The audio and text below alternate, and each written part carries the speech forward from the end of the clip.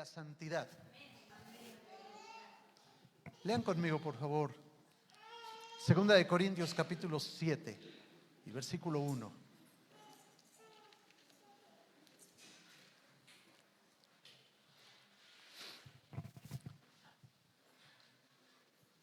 Todos al unísono.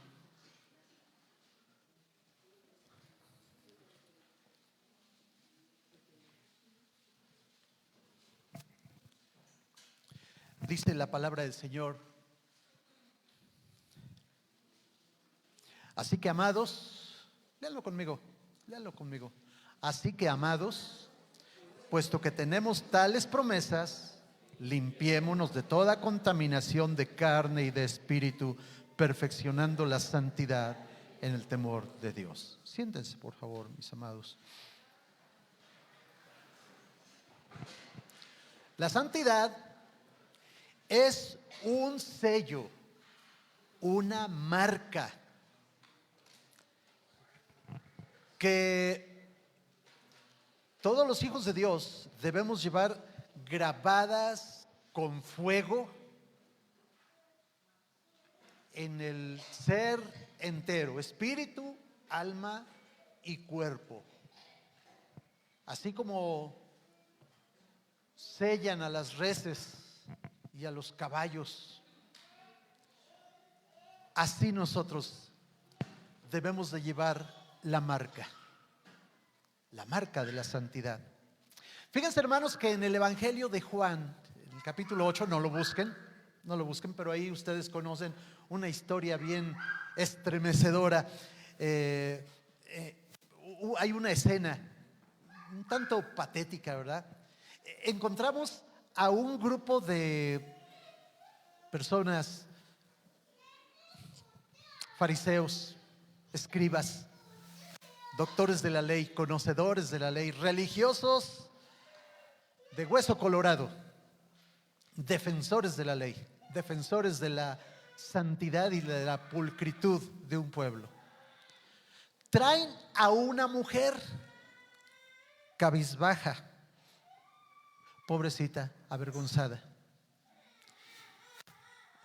Y en el centro, al frente de ellos, está un hombre impávido, sentado, y algo escribe en tierra. No levanta la mirada, como que no le da mucha importancia a lo que está pasando. Esa es la escena. Y escuchemos más o menos el resumen de lo que pasa ahí. Aquellos hombres, hey, maestro, hey, aquí traemos a una mujer que la cachamos en el mismo acto del adulterio. Una pecadora, indecente, no merece ser judía. Mira, la ley dice que debemos de apedrearla. ¿Tú qué dices? El maestro no levanta la mirada. Él es santo, él está tranquilo, él no se altera, él es perfecto, no tiene ninguna mancha. Él es un verdadero santo para la gloria de Dios. Así es que le insisten y entonces la respuesta ustedes la saben. El que esté limpio de pecado, o sea, el que sea santo, lance la primera piedra. Y empezaron a mirarse.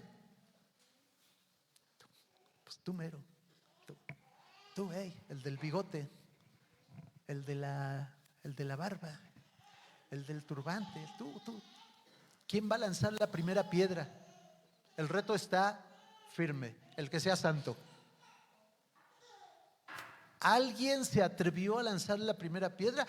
Obviamente la respuesta estaba bien clara. Ninguno de los religiosos, fariseos, santurrones, presuntuosos, ninguno de ellos era santo. Y se empezaron a ir. Ustedes conocen la historia. Al final Jesús le dice a la mujer, como el desenlace: ¿qué pasó con los que te acusan? Pues no hay nadie, Señor. ya nadie me acusa. Yo tampoco te acuso. Pero pensó ella, ¿no me vas a dar un sermón? ¿No me vas a dar una enseñanza? ¿No me vas a dar un regaño? No, o sea, ella estaba esperando alguna reacción. ¿Qué le dijo el Señor? Ni yo te condeno. El santo de los santos, el perfecto hombre, que como hombre jamás pecó, ni una culpa, ni una tacha en su vida, él no le dice ni siquiera un regañito. Puedes irte, ni yo te condeno. No peques más. Y se fue la mujer. Qué escena tan significativa para enseñar la santidad que debe haber en los hijos de Dios. Hablemos por unos momentos de la importancia de la santidad personal. Si Jesús no señaló, no condenó ni a la acusada ni a los acusadores, realmente Él no profirió juicio contra ninguno de ellos. Pero sí nos da una tremenda lección. El texto que leímos al comenzar dice: así que amados, puesto que tenemos tales promesas, o sea que hay promesas y promesas que están en el capítulo anterior, en el capítulo 6, desde el versículo 16. Son promesas muy interesantes. Que somos hijos de Dios, que Él está con nosotros, que somos su pueblo.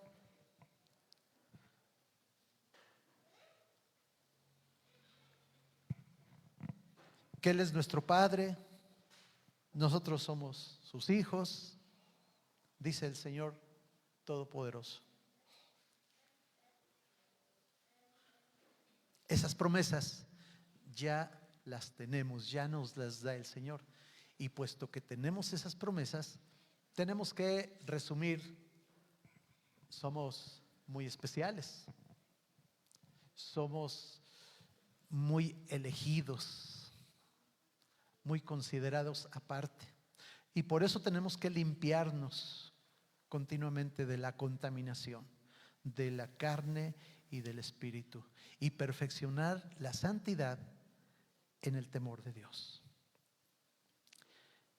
La iglesia, mis amados hermanos, que despierta después de un letargo, así como irse acomodando en su lugar, en su ambiente, en su rutina, pero llega un momento en que la iglesia tiene que despertar. La iglesia, despierta, despiértate tú que duermes. Bueno, la iglesia que despierta se da cuenta de las grandes necesidades que existen a su alrededor. La iglesia que despierta reconoce su responsabilidad espiritual ante un mundo que perece sin Cristo. La iglesia que despierta debe de cultivar estos valores que están ahí: amor en la iglesia, amor, compañerismo, compromiso. De eso nos predicó el pastor Natanael hace unos días. La iglesia que despierta debe de cultivar también la unidad en la familia. De eso nos predicó la pastora Eli la semana pasada. La iglesia que despierta debe de vivir con una santidad o de estar comprometido con la santidad en su vida personal. Debe de tener poder en el testimonio y debe de cultivar la excelencia en el servicio. Esos son nuestros valores como iglesia. La iglesia, mis hermanos, debe de marchar en amor. Las familias deben de permanecer unidas como un solo cuerpo, pero no debemos de olvidar que individualmente cada miembro es responsable en gran medida del éxito o del fracaso de todo el cuerpo. Nos encontramos en Josué capítulo 7, la historia de un hombre llamado Acab. Y miren, el ejército de Israel, glorioso, victorioso, que vino arrasando con todos sus enemigos a lo largo de 40 años, derrotando al poderosísimo ejército de Egipto, derrotó madianitas, derrotó moabitas, amonitas. ¿A quién no derrotó? Como 33 reyes fueron derrotados por un ejército que empezaba apenas. Bueno, 40 años de experiencia, llegaron finalmente a Jericó, destruyen a la gente de Jericó. Hay una conquista tremenda, una victoria, pero tremendísima. Y vienen a pelear ahora contra una ciudad más pequeña, relativamente muy insignificante, ahí. Son poquitos ellos. Ni siquiera vamos a llevar todo el ejército, dijeron los espías. Y cuando se enfrentan son derrotados. Una gran afrenta para el pueblo de Israel, para esos gloriosos militares ya de 40 años de experiencia, victoriosos de toda la vida. Y la pregunta, ¿por qué nos derrotó una nación tan pequeña? ¿Por qué sufrimos esta derrota? ¿Por qué? ¿Por qué? ¿Por qué? Y Dios dice, bueno, pues hay pecado. Y empiezan a buscar el pecado, ¿no? ¿Se acuerdan? Un solo hombre había pecado, Acab. Acab era un solo hombre que cometió pecado, que se salió de esa medida de santidad que se vivía en ese momento. La nación entera sufrió una derrota por un solo hombre, por el testimonio de una sola persona.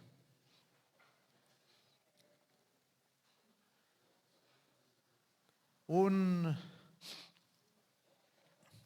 hombre, un ministro lleno del Espíritu Santo, que predica con poder, que está empapado de la más alta teología, un miembro de iglesia, servidor, que está bien entrenado doctrinalmente hablando, está en el top de lo mejor, doctrinalmente hablando.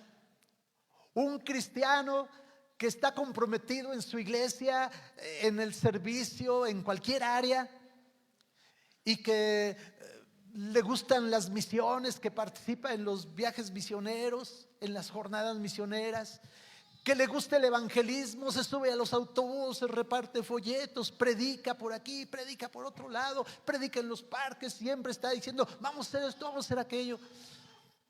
Comprometidos totalmente, pero sin santidad. Es como la pequeña mosca. Como dice Eclesiastés, capítulo 7, capítulo 10, versículo 1.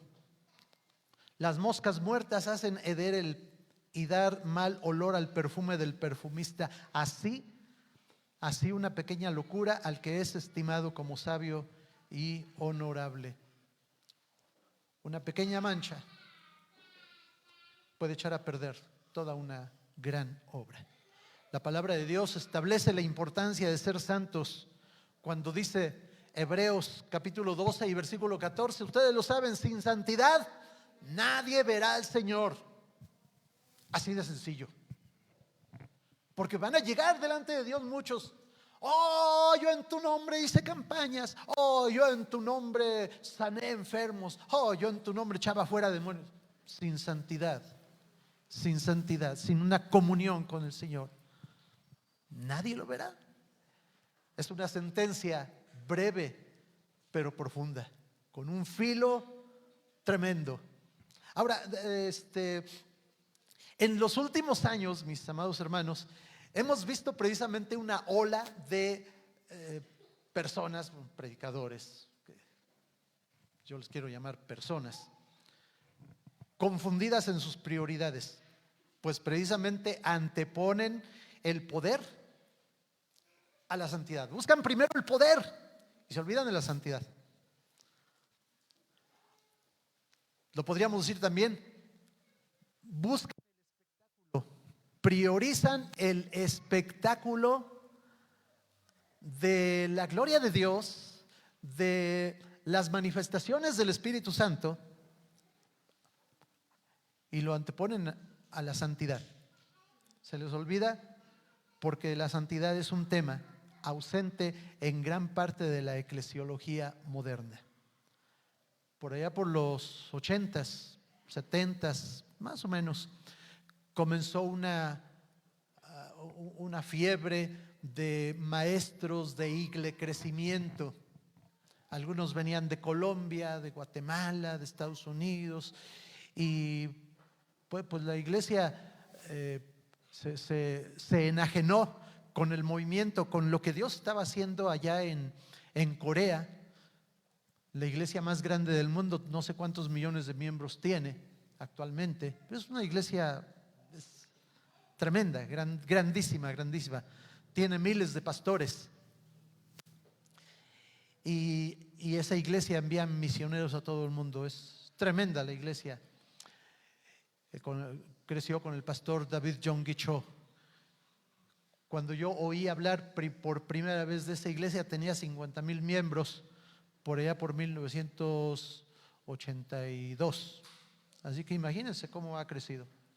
Entonces muchos se han enajenado con eso y quieren crezcan, y entonces se enajenaron con el tema y empezaron a dar cursos y seminarios de igle crecimiento. 8 pasos para crecer, 7 pasos para avanzar, y etcétera, etcétera. Fue cuando escuché al pastor Damaso Ríos en uno de nuestros concilios y se me quedó esa frase desde aquel entonces: yo quisiera que se levanten maestros que den seminarios de iglesantidad.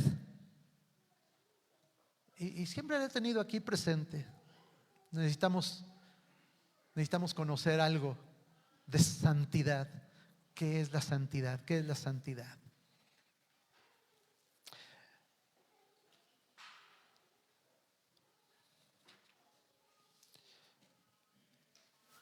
Porque hoy, ante esas confusiones, quien más aprovechó fue nuestro enemigo, el diablo.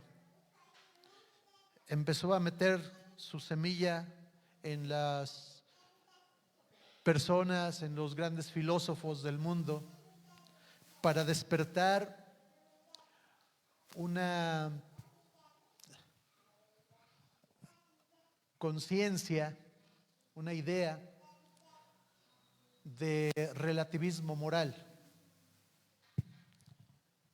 Y hoy más que nunca se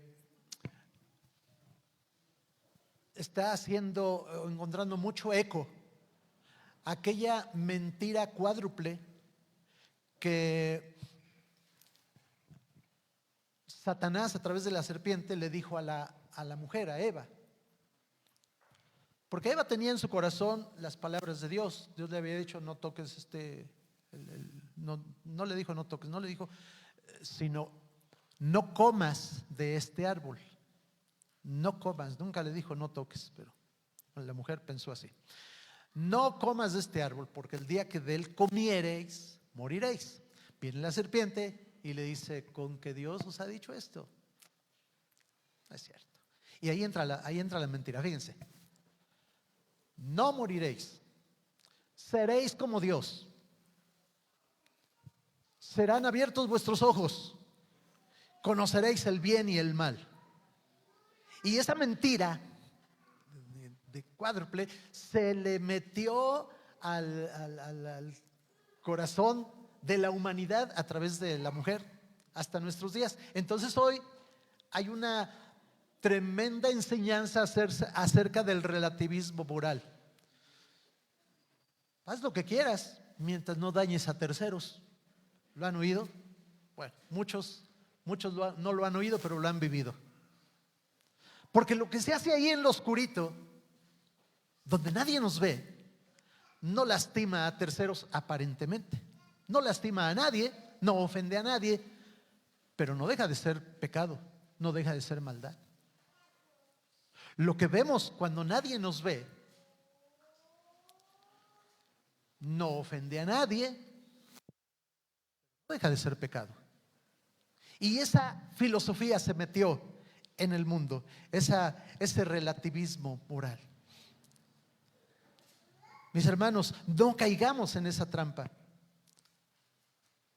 No soy tan malo como aquellos, no daño a nadie, no he dejado de creer en Dios, no soy vicioso, no soy pendenciero, voy a la iglesia, procuro ayudar, procuro aportar, etcétera, etcétera. No soy tan malo como los demás. Además, adoro levantando mis manos al Señor.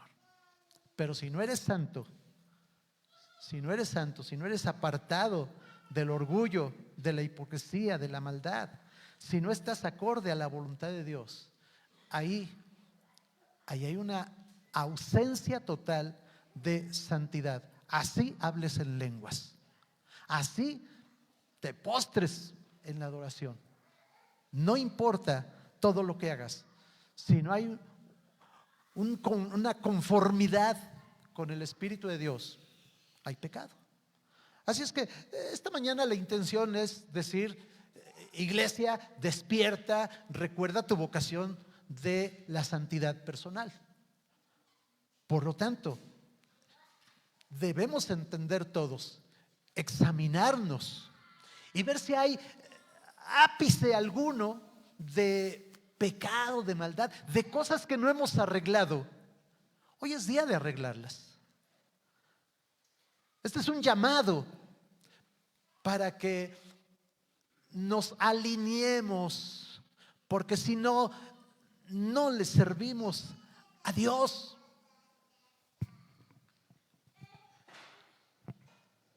Quiero hablar de lo que considero de Dios, sí es santidad.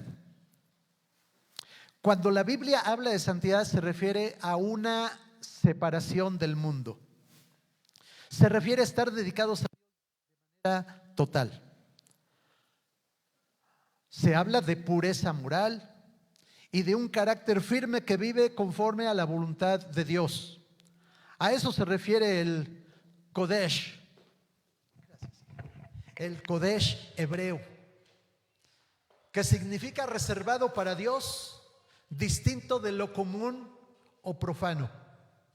Aprendemos en la Escritura, mis amados hermanos, que la santidad es ser imitadores de Dios como hijos amados. Efesios 5:1. Sed pues imitadores de Dios como hijos amados. La santidad nos lleva a una dinámica personal de insatisfacción con nuestra propia personalidad, de tal manera que cada día deseamos profundamente parecernos más a Jesús. Miren lo que dice Romanos 8:29: porque a los que antes conoció, también los predestinó para que fuesen hechos conformes a la imagen de su Hijo, para que Él sea el primogénito entre muchos hermanos. Ahí lo ven en la pantalla. Ese es el texto. El propósito de nosotros es para que seamos hechos conforme a la imagen del Hijo de Dios. No hay otro propósito. No hay otro propósito. Yo prefiero llegar a la gloria, tener vida eterna y decir: Señor, yo oraba por los enfermos y no sanaban. Señor, yo hacía esto, yo predicaba y nadie se convertía. Pero ser santo, porque entonces escucharé la voz del Señor. Entra al gozo de tu Señor. Lo prefiero a llegar con las manos llenas, con abundancia de fruto. Oh, yo hice, yo traje, pero no fuiste santo.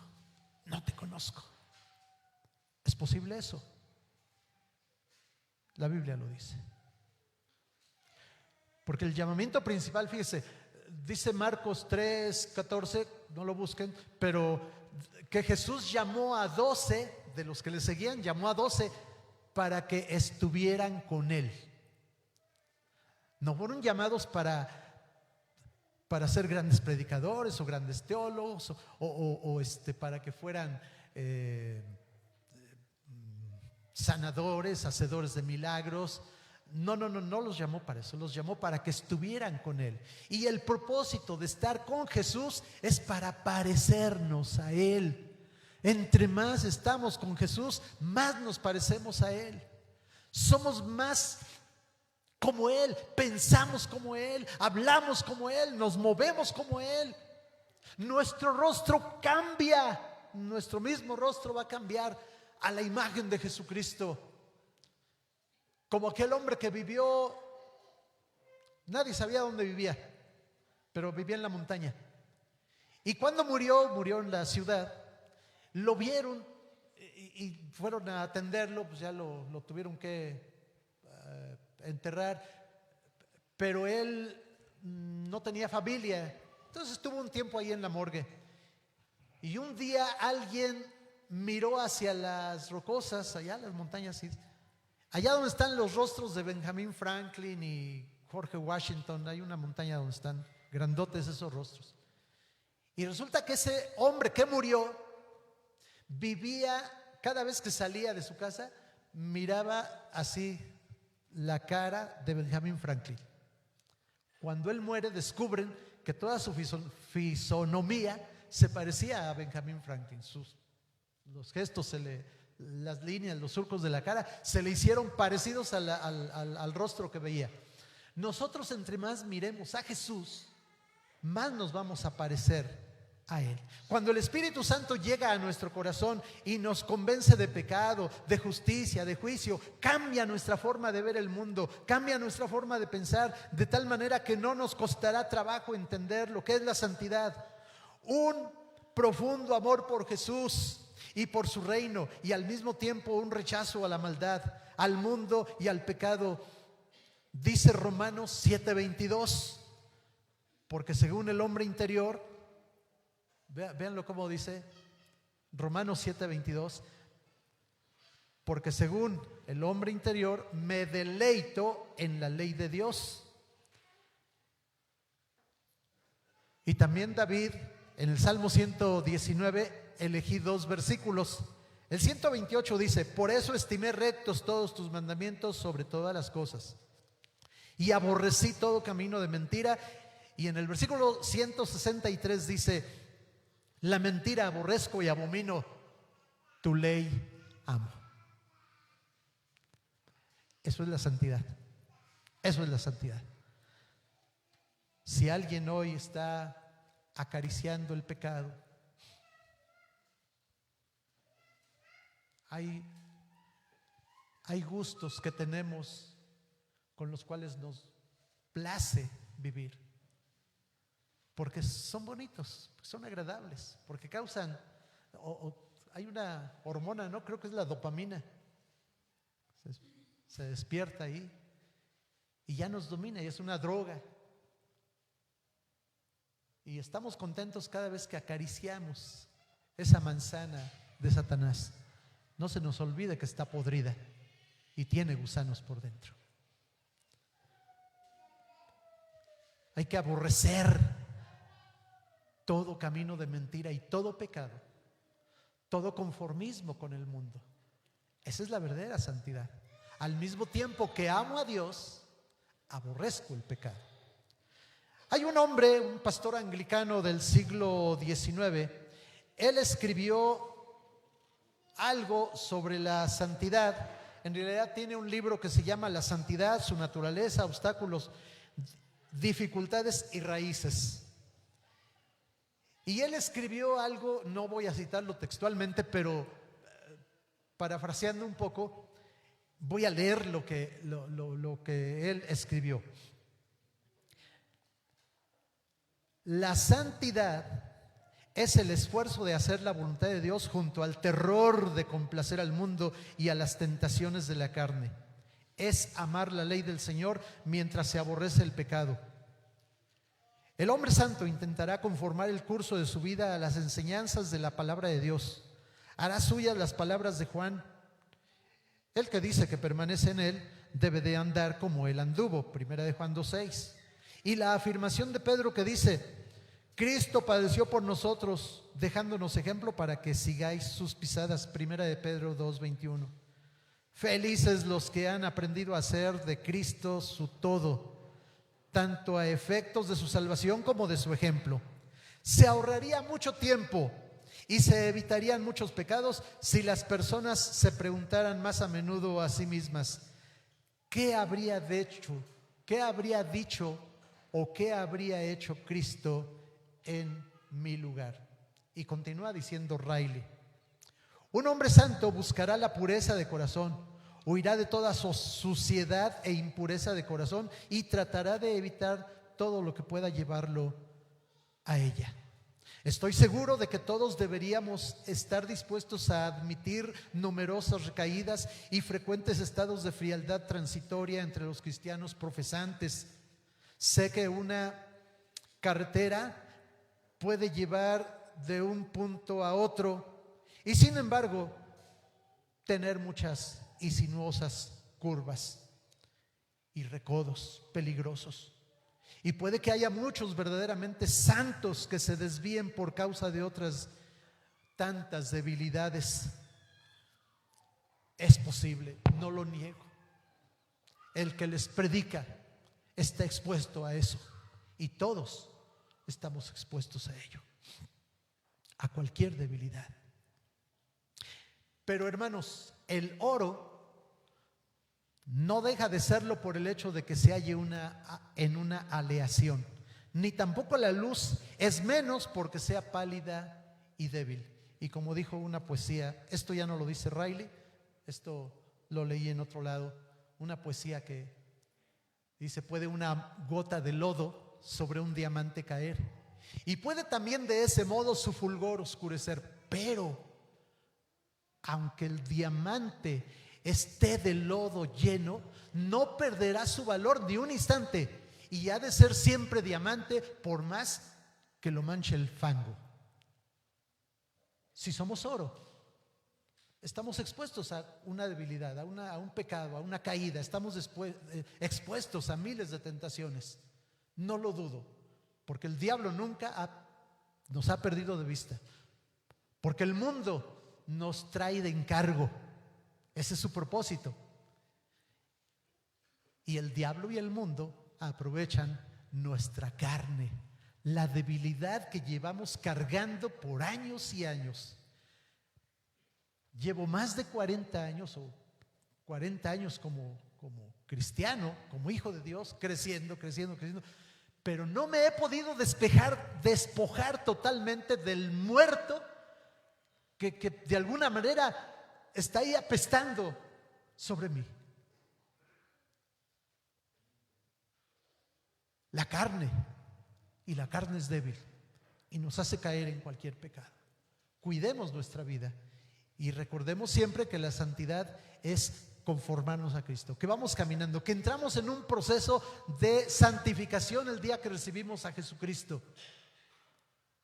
Entramos en ese proceso de santificación llenos de maldad, de pecado, de todo tipo de suciedad de este mundo, pero nos vamos despojando. Tenemos que despojarnos, tenemos que perfeccionarnos en la santidad, como dice 2 Corintios 7:1, que tenemos que limpiarnos de toda contaminación de carne y de espíritu, y perfeccionando la santidad en el temor de Dios. Todos los días, esa es la tarea de todos los días. Antes, y lo quiero decir bien claro, antes que salir como sabueso, como dicen algunos grandes evangelistas, y tenemos que aprender de ellos, pero lo dicen: tienes que salir como sabueso buscando a quién ganar para Cristo. Antes de ganar a alguien para Cristo, entrégale tu vida al Señor.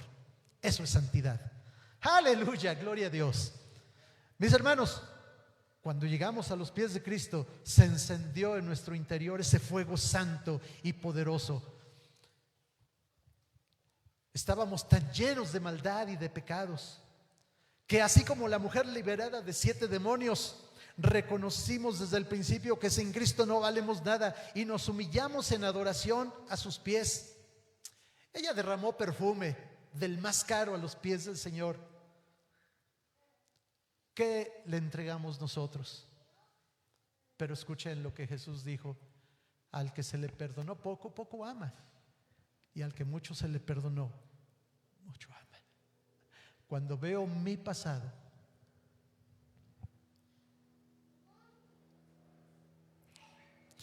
yo estaba meditando y empecé a ver 1987, 88, 89, 90, 2000, 2005. Me dio tanta vergüenza mi vida.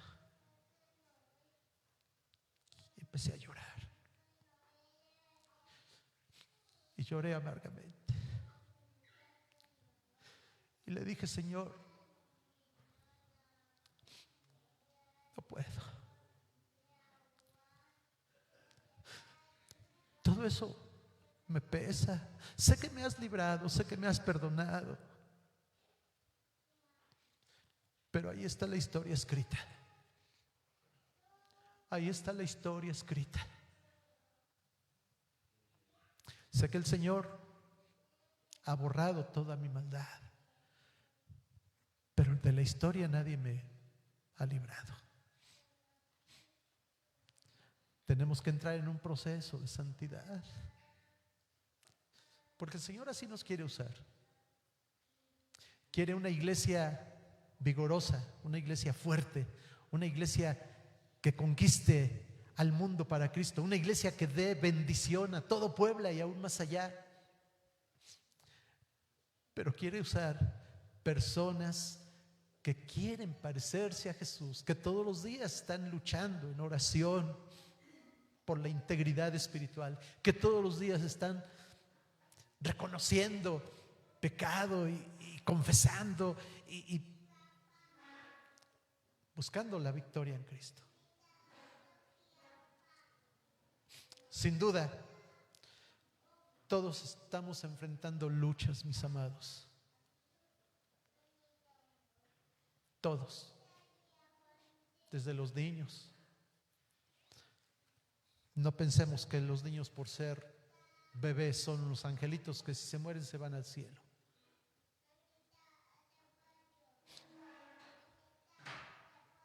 Los niños son pecadores, nacieron pecadores. Y los que tenemos más de 25 caminando en esta tierra, imagínense cuántos pecados hemos acumulado. Gracias a Dios, porque en Cristo hay perdón. En la sangre de Jesucristo limpia todo pecado, toda maldad. Y nos da ropas blancas, túnicas blancas, sin manchas, sin contaminación, bien planchaditas, dignas de hijo del rey. No la manchemos. Esa es nuestra labor, cuidar nuestras vestiduras. Las tentaciones para el creyente son oportunidades de la manifestación de la gracia divina para derrotar a nuestra naturaleza de pecado. Porque cuando el pecado abunda, sobreabunda la gracia. Romanos 5:20. ¡Aleluya! Si ya le entregaste tu vida al Señor, sigue caminando. No te detengas, no te desanimes. Si has caído, levántate. Ven a Cristo. Busca el perdón, busca la restauración. Todavía no se ha manifestado lo que hemos de ser. Primera de Juan, capítulo 3, versículo 2. Ahora somos hijos de Dios, pero no se ha manifestado. Todavía no llegamos a la plenitud de la santidad. Todavía no llegamos a esa perfección que Dios requiere de sus hijos. Todavía. Y no lo lograremos mientras estemos en esta carne de pecado, en este cuerpo de maldad y de condenación. Necesitamos del Señor, porque cuando Él se manifieste lo vamos a ver en todo su esplendor, cara a cara. Ver tu rostro, mi Señor, ¿qué será? ¿Cómo lo voy a ver? Pero Él en ese momento nos transformará totalmente a su imagen, porque seremos libres ya de esta carne. Es lo que dice el apóstol San Pablo, la transformación total. Ni carne ni sangre heredarán el reino de los cielos. Entraremos transformados por el poder del Espíritu Santo. Si nos levantamos, si nos caemos, hay que levantarnos. Eso se llama victoria.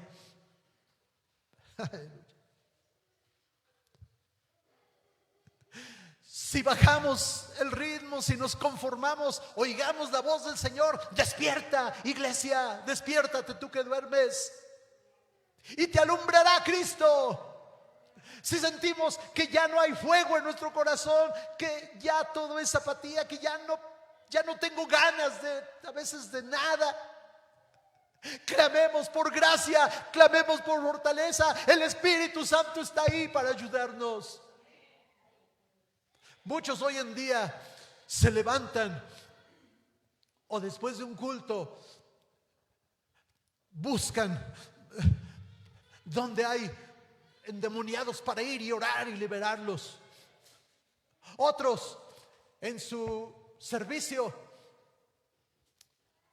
hacen grandes declaraciones de victoria, hacen grandes declaraciones de derrota para el diablo y de aplastarlo, y no sé cuántas cosas le hacen a los demonios.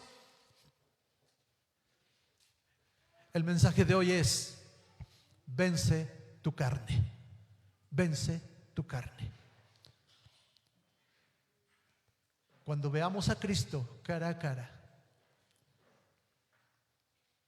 el Espíritu Santo habrá terminado su obra de santificación. Entonces Él dirá: bien, buen siervo y fiel, sobre poco fuiste fiel, sobre mucho te pondré. Esta es la marca de la santidad. Quizá en este momento alguien ha tenido la oportunidad de reflexionar para decir: eso no es para mí. No puedo con mi pecado, no puedo con mi maldad. No se sienta solo. Si no es de todos, es de la gran mayoría que luchamos. Pero en este momento yo hago un llamado: ¿por qué no venimos al altar? Véngase, véngase. Usted, joven, hasta los niños, hermanos,